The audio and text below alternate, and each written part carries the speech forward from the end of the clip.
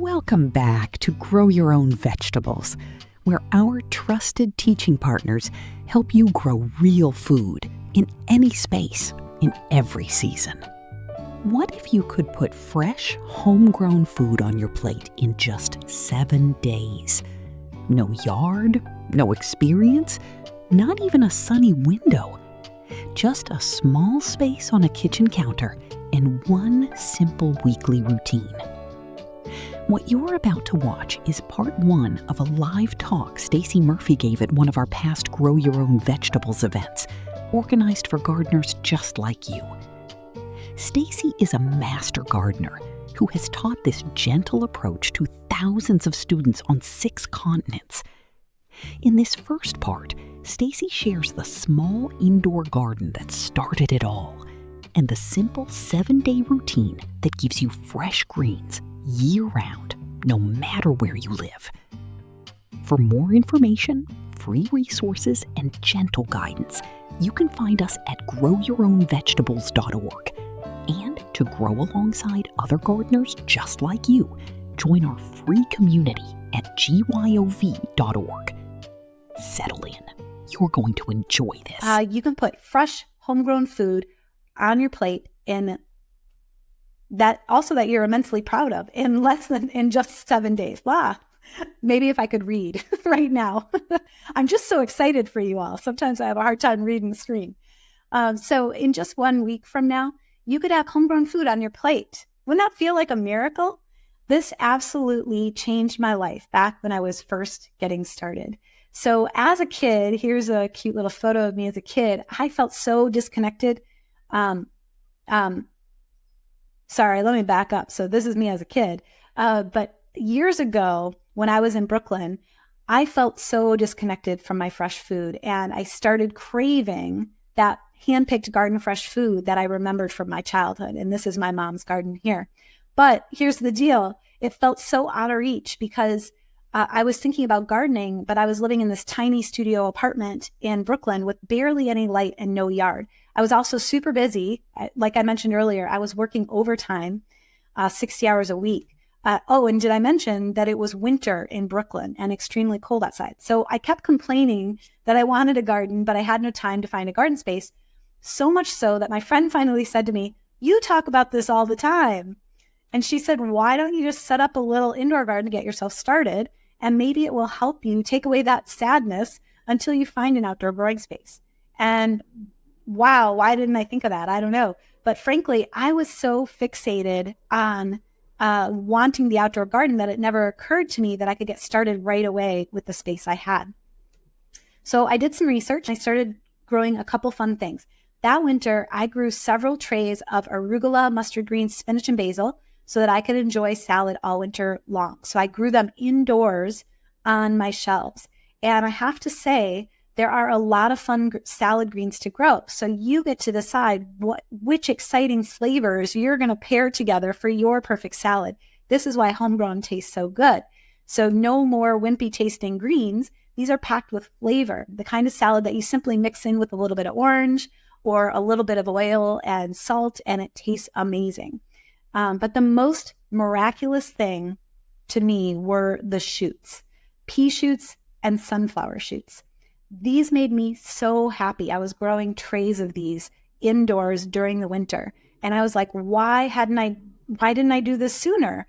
In just 7 days, this is 7 days after starting, they're ready to harvest. So in just 7 days, I felt pride and joy. And the best part was that the shoots, they didn't need any light. And I felt like I had cheated my way to a garden because I had fresh food on my plate. Right there, right at home. It was pretty incredible. And after I cut the pea shoots the first time, they grow back in 7 days. So that's more fresh food. All right. So sunflowers, I mentioned that I was growing pea shoots and sunflower shoots. So just a heads up on those, that the sunflowers, I'm ahead of my slides. I missed a slide somewhere. But anyway, so basically I wanted to mention that the sunflowers, so I'm growing pea shoots and sunflowers. On the screen here is pea shoots. And basically the sunflowers, once you cut them, they are done. But the pea shoots, they grow back again after 7 days, and they grow back to about 50%. So in another 7 days, you have more food. And here's the thing that's really important to understand about managing your time in a garden. There's magic to things that come in 7 days, because we typically build daily and then weekly routines. So 7 days is a weekly routine that you can incorporate into your life. So on Saturday morning after going to the farmer's market, you could seed another tray of shoots. And you could have a nonstop supply of crunchy greens every week if you just do this one thing. And when I was in Brooklyn, this made me so happy that I almost forgot about wanting an outdoor garden. So that's why there's this magic to 7 days. It can become this weekly ritual, and it happens so fast. That's fast, fresh food. All right. And like I said, we naturally create these weekly organizational things in our lives. Some people, they go to church once a week, or they go to yoga 3 times a week, or whatever is helping improve the health and well-being of their life. So we build this organization weekly.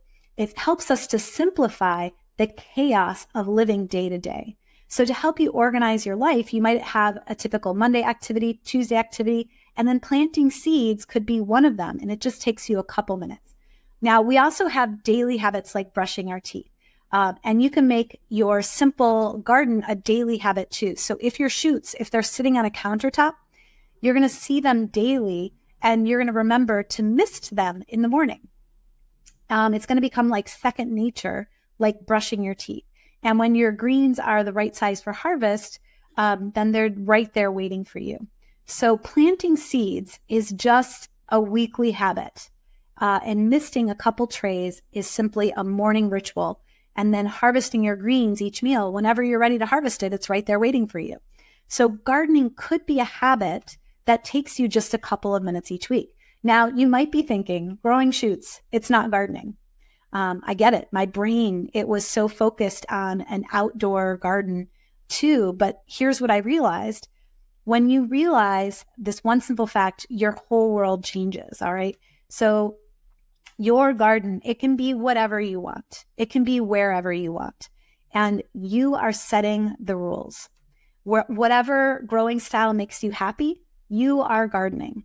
You're contributing to your health and your well-being, and you're doing the things that you love. You're setting time aside for doing the things you love, and it can be just a couple minutes each day. So we've been trained to think that working harder means getting more of what we want, but it's a total myth. And in gardening, working smarter is the key to spending just a couple minutes each day, or an hour or two on a weekend if you have a big space, and you'll have a thriving vegetable and herb garden. So, students in my Grow Your Own Vegetables class, even if they already have outdoor gardens, like Carla here, they love these indoor winter green gardens too. She's in Colorado, and she's in the mountains. It's already getting cold outside this time of year. So she's bringing the plants indoors with her so she can keep enjoying fresh food year round. And guess what? If you are planning a garden outside, growing outdoors doesn't have to be any more complicated than those little indoor gardens. An outdoor garden might be a little bigger, but it can still remain a daily or weekly routine when you're spending just a couple minutes each week. Here's some of my students in Brooklyn doing their weekly seeding and harvesting of greens. So they just have a simple bed of salad greens. And this is the same thing as the indoor garden. It's just a little bit bigger, and it's outdoors. So all those greens are a big impact on your health. And the cool thing is that you might get to a point when gardening replaces going to the grocery store. Gardening actually saves me time because I never have to run to the store for fresh ingredients. I just walk outside and pick them. All right. So now I do want to say one thing. Let me be clear. You will need a bit of patience when you're gardening, and when you want to grow something bigger than these microgreens, especially a little bit of patience, because waiting for a radish or a tomato to mature does take more than 7 days, more like 21 days for radishes, and then more like 60 days for the fastest varieties of tomatoes.